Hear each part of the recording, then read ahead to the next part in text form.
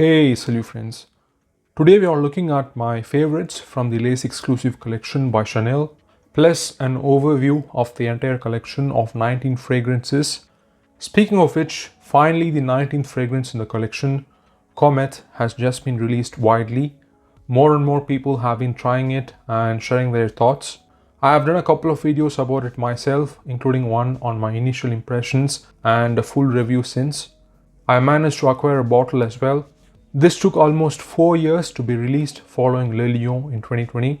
With that, I would guess the next Les Exclusive is at least 2 years away.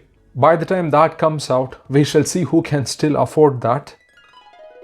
Salut friends, today we are unboxing Camellia by Chanel.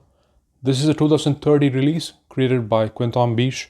I had to sell off my bike in order to get this one and still had to pay cash on top of that. So let's unbox this one, shall we? Yes, clearly the price increases are getting out of hand at this point. I would also like to underline that I am well aware of the overall reputation of the brand, enterprise that is Chanel, how their reputation has been plummeting, especially since the pandemic, the decline in quality, the customer service, and obviously the prices. On top of that, the news concerning the mindset of unempathetic, out-of-touch, narcissistic executives who are running the company now with no minimal respect or understanding of the brand's values, history or heritage is something I find appalling. If you like to know more, I suggest that you look it up online, but for the sake of this video, I will stick with the perfumes. Anyway, I thought this would be a good time to look back at the exclusives. I have 13 of them and also share my favorites. Also to underline, I'll be talking about the main line or the eau de parfum, some eau de toilette versions of the perfumes. I just have one extrait. Honestly, as beautiful as they are, the parfum versions are not a great value proposition in my opinion.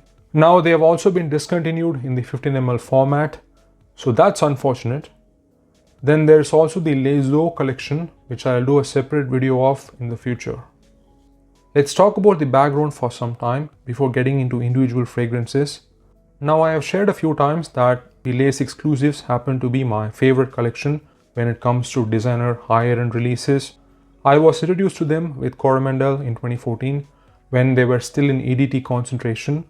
At the time I was still in business school, so I had to wait till their reconcentration to EDP in 2016 for me to be able to afford them. It did take me some time to understand a few of them. I used to like Dior Privé fragrances at the time, which happened to be my favorite private collection. Now the Les Exclusives are classic yet timeless traditional French perfumes, and I use the word perfume deliberately here because that's the way Gabrielle Chanel intended them, to be artificial and abstract creations, all based on chapters of her life, symbolisms she used in her work, places she has been to, people she met. Also about the heritage and history of the house, years, addresses, a lot of numbered milestones and so on. Basically the storytelling always starts with her. There's a thematic link running through them. They share a lot of notes, scent profiles, to the point that it is as if we are listening to an echo again and again. Though some of them are not to my liking, I would say they are all well made and of good quality. I would not say there's a straight up bad release in the line. They also come across as classical, a lot of florals, powders, musks, really aloof, meticulous and confrontational, almost like a state of mind sometimes. On top of that, they can be traditionally feminine leaning, which is why in spite of them being not challenging or anything, they are still an acquired taste. As such, some people love them and some people are not taken with them. I really enjoy the imagination and this almost dreamy quality and the play of colors, moods and textures they have. Though they are not overtly sexual, they still have this underlying sensuality to them. The chapters in a novel kind of narrative they have starting before a century is also fascinating. There were 4 releases in the 1920s after number 5. They are number 22, Cuir de Russie, Bodyzal and Gardenia, all created by Ernest Beau and still exist today. They still smell great for the most part, as Chanel is vertically integrated and have their own farms and such. I also feel like you need to meet them halfway. They have this sort of personality that does not open up right away. And so you almost have to wait and be patient and spend time for them to let you in, so to speak. With all that being said, this may be the longest running collection in perfumery in a way. Those 4 fragrances I assumed were preserved by Henri Robert, who supposedly doesn't have any exclusive credited to him. Some others like Sycomore and possibly few more that we don't know about were rumored to be conceptualized in between. Then the 4 along with 6 new perfumes were relaunched by Jacques Polge in 2007, who then added some of his own creations. At last we had his son Olivier Polge, who reconcentrated them to Eau de Parfum in 2016 and has since added 4 of his own creations, leading up to Comet in 2024. It is also worth mentioning that unlike many other houses, only a total of 4 perfumers have gotten their hands on Chanel fragrances, at least officially. Christopher Sheldrake has also been involved behind the scenes. They also do not follow trends and stick to one release for a couple of years in average, which I find commendable. So there have been only 19 releases so far compared to Dior, which got close to 50 at some point. Now getting to the actual fragrances, I will shortly comment on a couple that are not for me. Yes, as much as I love this collection, I am not into each and every single one of them. I think that all of us know deep inside that we all have our preferences. Starting with Beige from 2008, based on Chanel's love for the said color because she considered it to be the color of elegance, nature, complexion of skin. It is a honeyed, sweet, solar, tropical, floral scent with freesia, hawthorn and frangipani. It is very nice. I know a lot of people who love it, just not for me. Next, 1932 from 2013, based on the first jewelry collection by Chanel in the corresponding year. This is a floral aldehydic musk fragrance with a classic floral bouquet, rose, iris, ylang, jasmine, which you will see being repeated here a lot of times. Some ambrette, musks, vanilla and sandalwood. I think it is nice, but it is overshadowed by 31 Rue Cambon, which in my mind is better. Now we go for those that I like, just maybe not enough to get a full bottle or may eventually buy.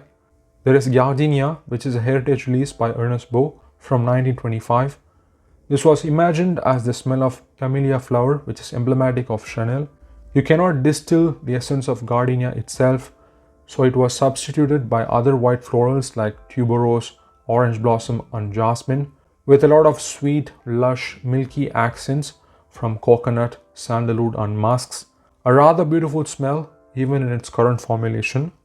Next is 28 La Pausa or just La Pausa, originally from 2007. This is named after Coco Chanel's residence atop of Roquebrune in the French Riviera by the sea. All of the Les Exclusifs have hints of iris, but this is as close to a soliflor iris as they got. It is a buttery, powdery, vegetal, chalky iris, some greenness and waxiness in there, a delicate and ethereal scent. I do like this quite a bit.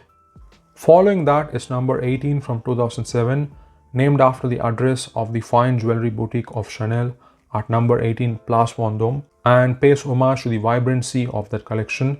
It is one of the more unique smells from this lineup, centered on ambrette seeds. They are normally used in the place of musks and smell vegetal, nutty, earthy and carnal. There is some crystalline, bright fruitiness here from some pear, red fruits, giving it that slightly medicinal, liquor-like overtone. This in turn is complemented by some soft rose, leather, vetiver and musks, all rounded off again by the orris. This is one that has grown on me the most from the lineup. Some of the iris musky elements of number 18 and the floral woody elements of 1932 supposedly serve as a reference guide for many of the exclusives. Next, the last one that I do not own is 1957 from 2019, named after the year when Chanel was awarded the Neiman Marcus Fashion Award in Dallas, Texas, United States, and then her consecration. Frankly, one of the least exciting backstories in this collection, but the perfume is anything but. It is one of the more creative, luxurious, enveloping, complex, Chanelified white musk fragrance. There are some white florals like jasmine, orange blossom, some honey touches, cashmere, aldehydes and 8 types of white musks, creating this cushiony skin scent. A fantastic musk fragrance. Alright, now let's get into those that I actually own. There are 13 of them. I will talk about the 3 that did not make the top 10 list first, starting with Eau de Cologne. Yes, it is a big unit of 980 ml that I believe is gifted to some of their clients and employees.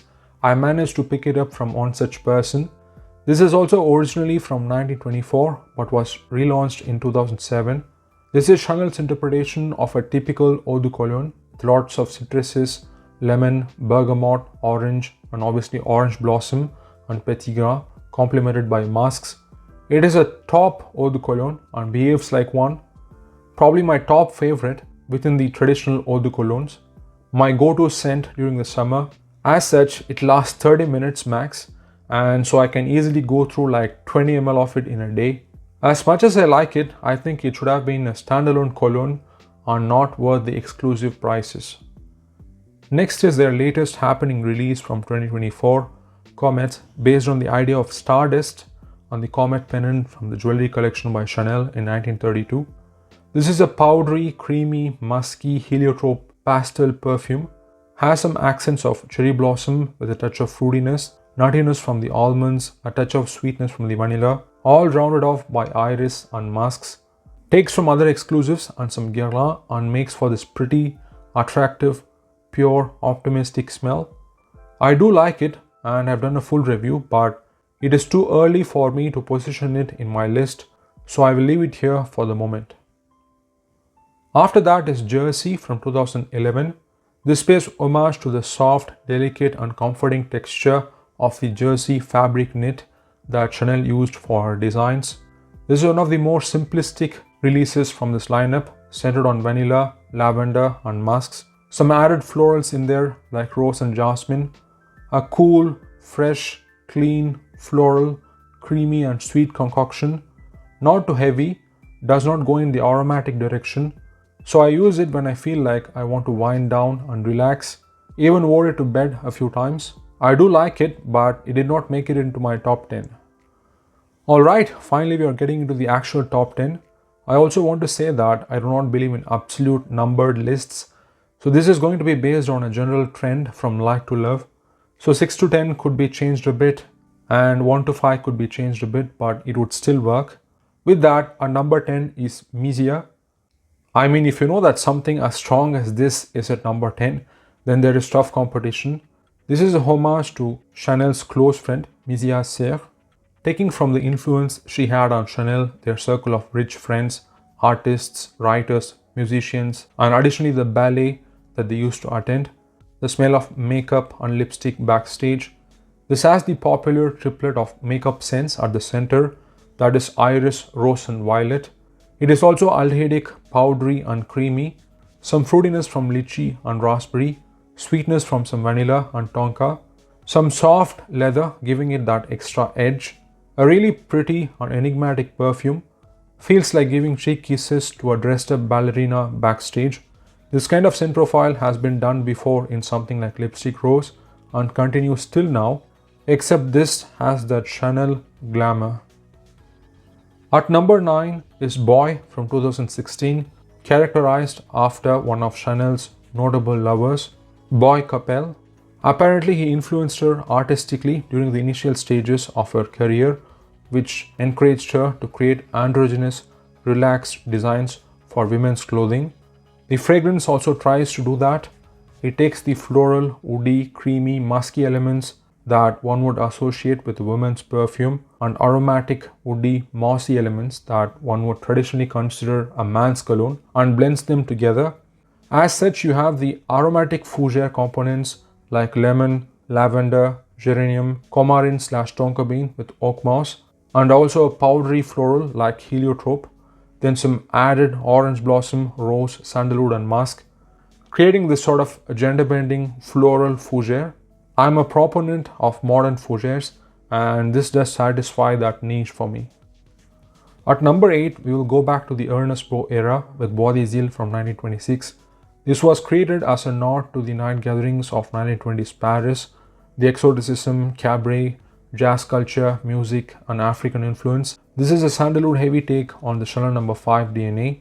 If I can simplify it, the iris, rose, jasmine facets are toned down, the ylang and sandalwood facets are toned up. The sandalwood is sweet, sensual, creamy and coconutty. Additionally has this spiced bready note with sweetness from the vanilla and nuttiness from the tonka. Has this wonderful sense of adventure and setting out on a journey suggestion to it. Has influenced many sandalwood fragrances that have come since then using ylang, jasmine and sandalwood, notably Guerlain Samsara and Chanel's own Egoist. I initially dismissed it because I like my sandalwoods to be more prominent and rich, but with time I've come around to appreciating it more for the softer aspects it demonstrates. Now one of my favorite sandalwoods. Next up is Sycomore from 2007, based on the idea of sycamore trees around which Coco Chanel spent her childhood during fall. The perfume itself is constructed around vetiver. Yes, I know this is popular, but at 7 for the moment. Could be easily 5, 6 or 7 on a different day. I love the smell of vetiver. I grew up surrounded by it. The name vetiver comes from my native language in fact. However, I much prefer it in its natural state, which is how it is used in Indian homes and temples or as vetiver oil. Among the hundreds I tried, there are only 2 vetiver fragrances from the West that I like, and this is one among them. Apart from vetiver, it is sharp and aromatic at the start with some cypress, juniper and pepper, some hints of resins, smoky touches from the tobacco and the classic aldehydes, just less here. All settle down to this creamy, dry, crunchy sandalwood. I'm not a fan of swampy, overtly earthy vetiver fragrances, and this is the style of woody scent that I like. Extremely classy, charming and suave. One of the few that can traditionally lean masculine in this collection. Alright, getting to number 6, this is Le Lion from 2020. I know this has become the favorite for many and it could easily be a top 5 here. Considering that I have other amber labdanum fragrances, I am putting this at number 6. Coco Chanel happens to be a Leo, as such it has been emblematic of the house. Chanel also used it in her jewelry and had statues of it all over her apartment, almost in a superstitious way. This fragrance uses that as its starting point. Chanel had to respond to the Middle Eastern market at some point. The easier way out would have been to create a rose oud. Instead, Poles took inspiration from Shalimar and created this epic labdanum heavy amber perfume. A huge bergamot, scorched vanilla, smoky, leathery, resinous, tarry, almost burning labdanum. Not since Antaeus has Chanel done anything this overtly animalic. In the dry down becomes this cozy, protective, musk, patchouli, sandalwood scent. An amazing, majestic, growling perfume. Certainly one of my favorite ambers. At number 5 is its sister, another 100-year-old perfume, and that is number 22, obviously from 1922. Presented as one of the submissions for Chanel's first perfume in 1921 and released the year just after. This is a classic aldehydic floral perfume. You have the traditional floral heart, iris, rose, jasmine, ylang. Here it is complemented by a waxy tuberose, a soapy orange blossom, and a green endolic lily of the valley. A touch of incense with the musks in the base to create this sensual smell. Not as audacious or opulent as its sister, it is sheer, vivid, clean, and the olfactory representation of a woman wearing the color white. This, along with Chanel number 5, have come to represent a family of perfumes that we consider as floral aldehydes today.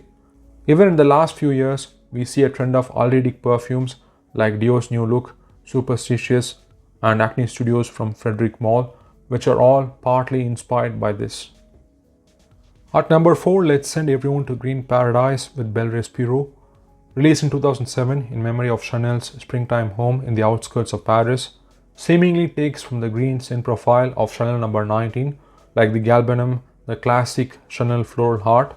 But then this goes in the naturalistic direction compared to the more cold, sharp cheek Parisian sensation of number 19. Lots of fresh herbs, thyme, rosemary, plus daffodil, along with stems, leaves, grass, wateriness and crunchiness of foliage. Add to that the image of standing in a garden valley, surrounded by butterflies, birds singing with the sun on the horizon. A beautiful, serene, contemplative composition. Alright, we have come to number 3. Here is Salut Rue Cambon from 2007, referencing the flagship boutique of Chanel, which is supposed to be the heart of the brand and all its values. This is an introspective perfume where accords and notes almost fade and you're left with this abstract idea. It has the waxy, slightly indolic, plush, classic Chanel florals, notably from 1932, all enveloped in this rich iris, except it creates a new chypre out of them. You get the familiar musks and patchouli with a hint of the most polished oak moss. I have always compared it to the smell of an expensive, elegant dress worn by a ravishing supermodel after a ramp walk, one of the noteworthy, abstract floral compositions in recent times, and one of the best demonstration of what iris can do to other notes in a composition. At number 2 is Cuir de Russie from 1927. Multiple references here: Chanel's love for Byzantine style, the Slavic culture and her love for Duke Dmitry Pavlovich. As an influential Russian leather perfume, it would also become a marker for liberation of women, the ballet russe, the flapper culture and the roaring 20s. This is a floral leather perfume with some of the perfectly dosed orange blossom, tobacco and iris that does not get mentioned often. Then you obviously have the Chanel floral heart and aldehydes. Loosely, almost like boy, this to me brings together scents that are traditionally associated with men like tobacco, birch tar from the boots, and women like the florals, and sort of lets them flow into each other to create this blend of sensuality, luxury and melancholy. I was just short of declaring this my favorite leather fragrance, and then I smell this. This is a vintage extrait, at least from the 60s, which just sealed the deal for me. I was just stunned by the way that it just feels like traveling to a different time and experiencing one of the most beautiful smells ever. Finally, at number 1, you already knew what was coming. This is Coromandel from 2007, taking the name from the Chinese lacquers at Chanel's apartment that she loved dearly. Not to worry, I already have a couple of more bottles. When I first came across this, I didn't know it was a perfume, didn't even know this collection existed. What caught my attention was simply the name, because it refers to the name of a region in the eastern coast of the peninsula in the south of India, where I grew up. I remember smelling it for the first time and being rendered completely speechless. It's like another world had opened after wearing mainstream designers for a long time. Later, I learned the lacquers were traded through that very coast from where they got the name, which in turn is where the perfume got its name. It is this beautiful combination of the Chanel florals with amber, notably benzoin, frankincense, sandalwood, and possibly the most polished, elegant patchouli, all enveloped in this iris and creamy vanillic benzoin. It is like a kaleidoscopic perfume for me. Depending on your mood and weather, it morphs and shows you different facets. It is like an energetic, happy, optimistic person who you can always go to for comfort. I have my own personal reasons too. This is one of the perfumes that really leaves an impression. It has been years since I have worn this when I visited my home in India, and to this day people remember and ask me about it. It really has this magical, mystical, wondrous sensation. It is also one of my all-time favorites, and hence it is at number 1. So those have been my favorites.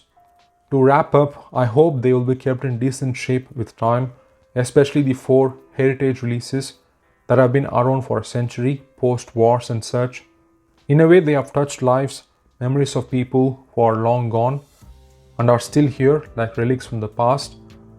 Apart from some Guerlain and these, there are not many left. Yes, of course, in this globalized world, everything is subject to change, let alone perfumes. At least one can hope they remain in some form. We will wait and see what their legacy will be.